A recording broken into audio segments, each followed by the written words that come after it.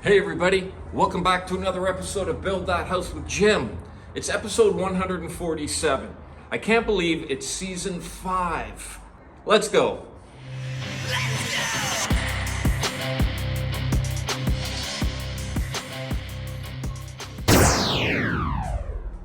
Okay guys, I've decided to put this one up through the roof on its own and join the other two. So same deal, I'm gonna drill a pilot hole from the below, go up top, drill a hole in, install the rubber boot flashing. It's same deal guys, this time it's a little smaller hole. So we're gonna do a zigzag. So we miss those ridges in the metal roofing. And zigzag over there. Okay, zigzagged. And I'm glad to get those fumes outside, man. There's two more.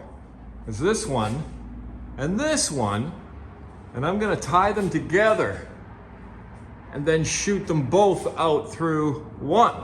Okay, so there's no water or fluid or anything in these pipes at all, but it's in my nature to kind of just be overkill and everything. I'm gonna put some blocking here and strap these to the blocking. And again up there, I don't know. It just seems, that just seems lame. Okay, so this is the same deal, but this time I'm gonna put the boot on in that configuration. So when the rain hits this, it'll just glide down. Before I had it like this, but I really don't think that that's anything to worry about, but this is better. So let's do that. All right, there's that one. I put more fasteners in this one after I watched the video, but you know, it's gonna be fine. I just did kind of a sloppy job, but it's done, and I know it won't leak. It's number 2. So I'm just kind of cleaning up the backyard here because I can't resist just playing with the landscaping here. And 4 years ago when we did the excavation for the house, and we were just piling dirt literally everywhere. You could see a whole bunch was dumped in here, and I did this rockery about 15 years ago, and it's not my favorite thing, but it's definitely different, right? And my wife really likes it, so I'm gonna reveal it again. Just dig out that dirt, and I like curvy things, so that's certainly curvy, and it'll kind of go nicely with all of this. But yeah, kind of like a dripping concrete on rock thing. It's hard to describe that. Must be a lot of iron in that one. It's incredible. As I was hoping to pour concrete stairs there and have maintenance-free basement entrance stairs forever, but by the time you get the concrete truck and the concrete guys and you form them up, and you know, it ain't cheap, really. So I'm gonna make a set of wood ones, as nice as I possibly can, out of fir. And this is what I'm doing. This is what it looks like now. So let's see what I can do. Okay, so rather than make 3 stringers out of fir, I'm going to use those old stairs, that spruce, and I'm going to attach supports right to the concrete. Only use the one first stringer in the middle, and then I can use those resources to buy first steps, because that's what you're going to see. You're not going to see underneath the stairs. And like I said, I like to design them here so that no leaves can actually get under here. So that's the plan. Change the plan a little bit there. Just why not? It'll save me some money. Here, I'm going to do it this way. And the funny thing about it is this 2x10 material here, you can see they're kind of grayish from when I did the footings for the house. I used 2x10, and so this is actually the 3rd usage of this wood. Pour the footing, and then there were temporary construction stairs for about a year or more, And now they're part of the infrastructure of the final stairs. What could be better than straight down anyway? We'll see how it goes. We're coming together. Okay, so I really wanted to use fir. This is actually fir, but it's treated fir. And heavy duty stuff that's used to be creosote. Now it's these little staple marks, or the injection marks of where they put the preservative in it. I was hoping to use some kind of straight up fir, but the dimensions didn't work out and it just wasn't possible. Long story short, it's treated. All right, that's it. I can barely see out here. Coming together.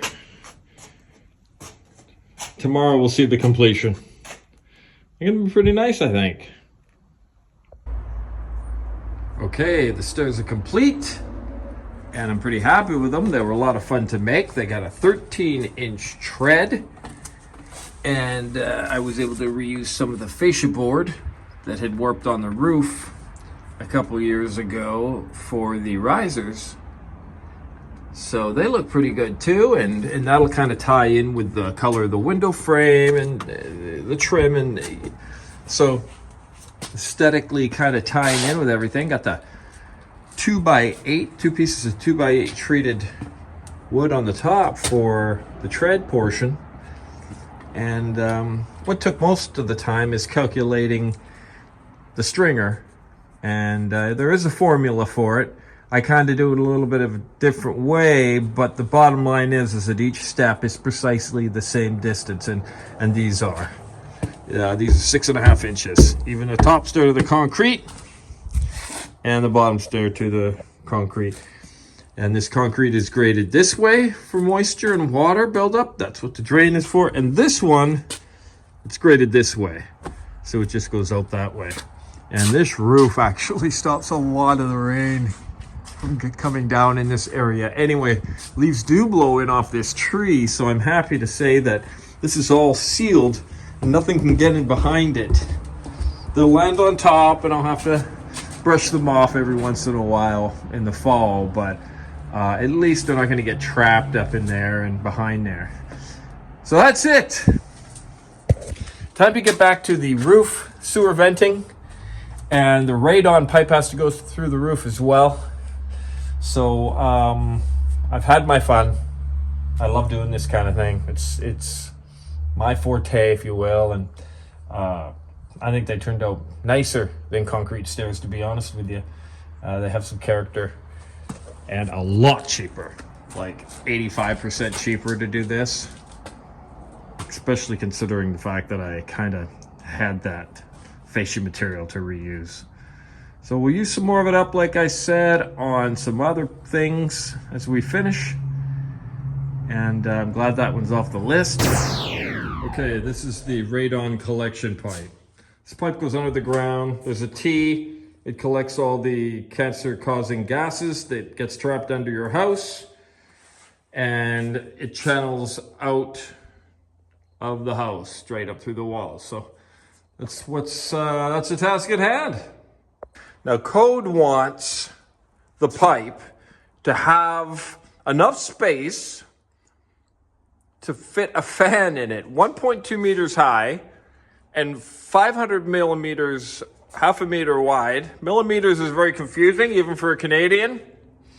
For me, anyway. Anyway, so I've got to kind of make a box. I've got to cut all this stuff out that I've done.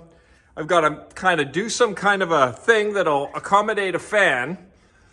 And then I don't have to put the fan in, because if one day they found these radon gases under the house, there'd be room for you to attach the fan, and it'll also need an electrical cable as well. It makes everything really tough. But for the time being, it can be a solid pipe, and they'll zigzag and up through there. But if you go 1.5 meters high, then you're zigzagging higher. So I've got to first create a space in this wall to accommodate a fan in the future. So that's what I'm going to attempt to do.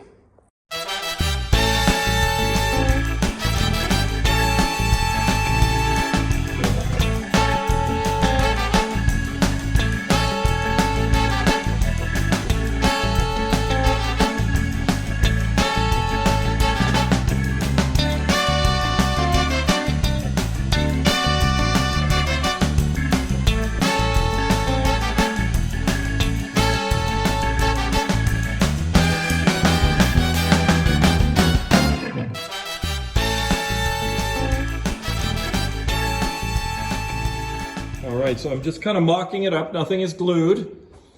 And just with some old sewer pipe from that was laying around. It doesn't matter. It's a simulation. So now I'm going to go upstairs. I can't really see here. See where that screw is up there? I'm going to drill a 2 3/8 hole from the top down. Get through this one. Connect the dots. So wish me luck.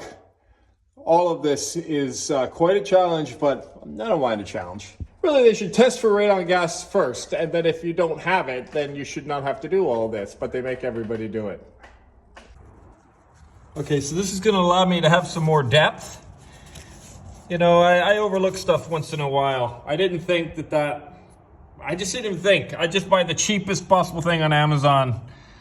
So it might be for drywall, but why not make it an extra 1/4 of an inch deeper so you can actually go through a 2x4 or 6, 2x6, I guess. All right, that's one, guys. Here's my pipe's getting away. I was gonna illustrate to you how it should just fit through there. And here it is, folks. All right, money shot, money shot. And then that will zigzag over because it's got to miss that, what they call blocking that I put in so long ago. And then up through there, guys, same process. So I'm not complaining. Tedious, tricky, yes. Success, that too. So this is schedule 80 and they want schedule 40, which is a real thick wall material. But in this case, there's a ridge cap that occupies this area. And it's logistically impossible because it's a good 1/4 inch wider in diameter. So he's gonna have to go for this. And if you want, so I'll transition from the thin wall PVC to the thick stuff and then transition back. But going through these wall areas, it has to be the thin material. I'm caught between concrete and a 12.5 inch by 1 1/4 thick ridge board that wraps around the whole first floor and second floor. It's the way it is. Once again, this tool gets in tight places. What a great thing. That and my Hilti drill. And I like blowers too. Blowers work really good for stuff. I mean, tools do different things, but some do a very narrow thing. This is one of them. Okay, I forgot that it's both plates are sitting on the 3/4 inch floor as well. So got to go through the plywood now. Victory. And you can see that plate down there, and it's about 1/4 of an inch, 5/16. And even then, I could see that the hole drifted this way. So my calculations probably would have been right on the money and tight to that ridge board here. I think it's called ridge board. All right, one more layer to go. I'm so excited.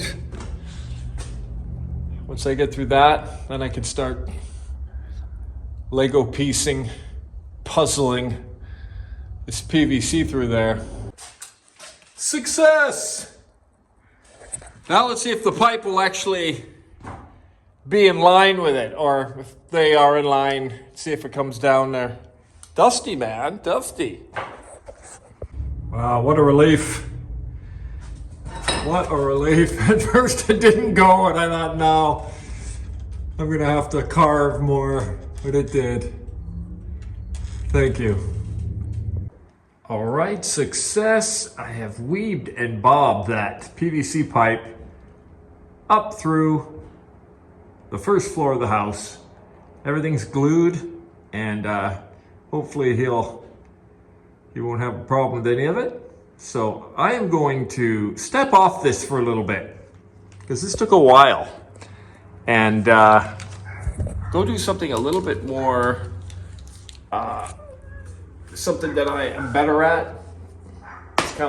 It's kind of tricky to do that, but I managed. So anyway, yeah, got that one done. Now we got to build this wall, rebuild the wall so that it has this big boxed area for a future fan to be installed if there should ever be radon gas discovered here. Anyway, done. Cha-cha. Cha? All right, so I'm just gonna take a little break from rebuilding this radon thing, and I'm gonna have some more fun. And because I love finishing carpentry, it's nice to be able to bounce around a little bit and stay fresh instead of burning yourself out on a tedious task. And I got 5 things on the go going on around here at any one time, and that's on purpose. Keep it interesting and keep it moving forward. So I did pick up a sheet of 1/2-inch birch veneered plywood, and this is actually quite nice, just the natural finish of it. So I am going to put these, I think they're called stair risers, that portion of the stair. I'm gonna start fitting some pieces in here and see how it looks, and we'll let you see that in a minute.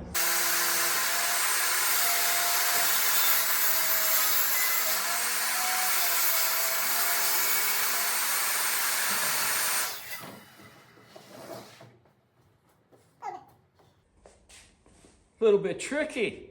All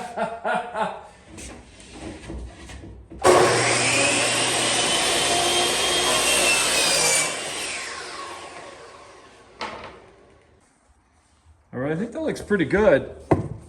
I don't want to screw it because it'll kind of make it look bad.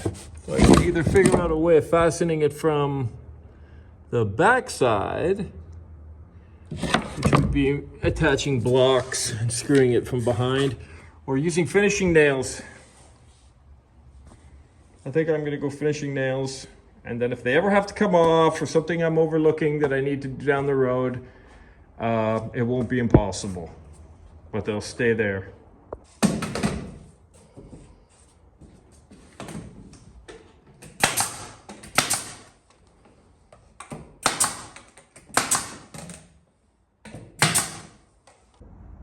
All right, well, this has been such a great space to be my makeshift woodwork shop for the last 1.5 years.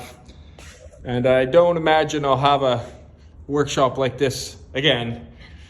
And it's tall enough I can spin a 4x8 sheet of plywood around without hitting the roof or anything. So it's been really fun working down here. And it's not over yet. Going in surprisingly quickly, and I gotta say, makes a big difference, right? Okay, I'm gonna pop this off and put another spruce piece in temporarily, but it's gonna have an overhang and a bullnose on it, or at least shrouded, and then I'm also gonna put a piece of that birch facing in here. Just because I can.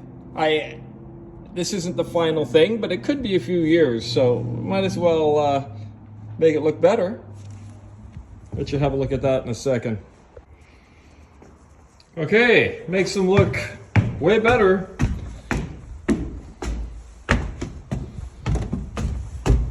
And then the way this cap is here now, I just ran out of material. I'll pick up another sheet of that stuff tomorrow and let you have a look at it.